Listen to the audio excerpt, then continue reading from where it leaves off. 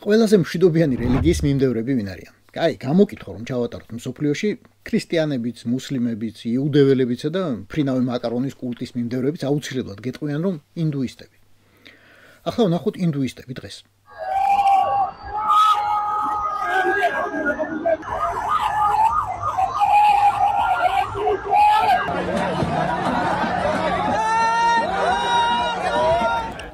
ასე ხდება, როცა ცხვარი ცხარდება. როცა ახალთაობას კონკრეტულად ახალგაზრდა ნეპალელებს ყელში ამბოსდით კორუმპირებული ხელისუფლება, რომელიც ყველაფერთან ერთად თვალში სთხრის ამ თავის სიმდიდრეს. და იმის შიშით, რომ საიდანმე რაიმე საშიში გამოცდილება არ გადმოიტანონ, უბლოკავს მედიას, სოციალურ ქსელებს. შიდა პოლიტიკური ვითარების გარჩევით ვინმე სხვა მოგაბეზროთ თავი, მე მხოლოდ მოკლე ფაქტებს გეტყვით. მთავრობის მიერ ნეპალის საინფორმაციო იზოლაციას გამოსვლები მოყვა. ეს ვიცით. გამოსვლებს ძალადობა. დაიღუპა ათობით პროტესტანტი.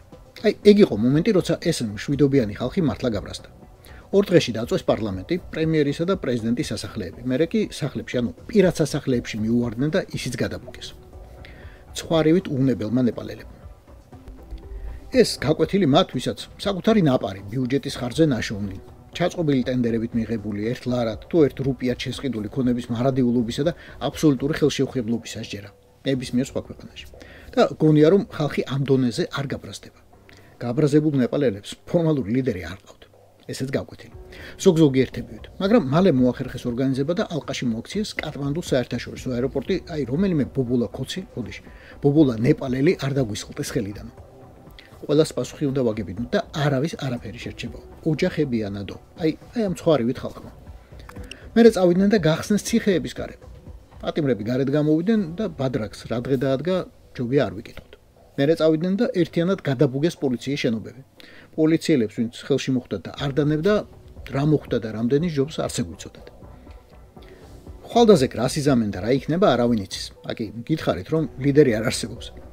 არის შანსი აღადგინონ მონარქია, რომელიც 2008 წელს თვითონ გააუქმეს. ან არ აღადგინონ.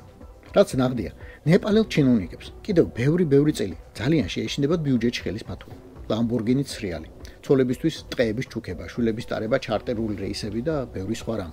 რაც ადამიანებს არსად არ მოსწონთ, არც ნეპალში და არც. რატომ გამწვავდა ასე? რატომ არ შენელდა პროტესტი, მაშინაც კი, როდესაც დემონსტრანტებმა საწადელს მიაღწიეს და პრემიერმა ჯერ მთავრობა დაითხოვა, შემდეგ კი თავად გადადგა. ზუსტად იმიტომ, რომ ქვეყანაში დაბლოკილი იყო მედია, სოციალური ქსელები და ინფორმაცია ვერ ვრცელდებოდა. და ესეც მხოლოდ გაკვეთილი იმათვისაც ძალიან მალე შეიძლება მოუწიოს ძალაუფლების დათმობა. ამბის გამომტანი მაინც დაიტოვეთ ხალხო. ამბის გამომტანი.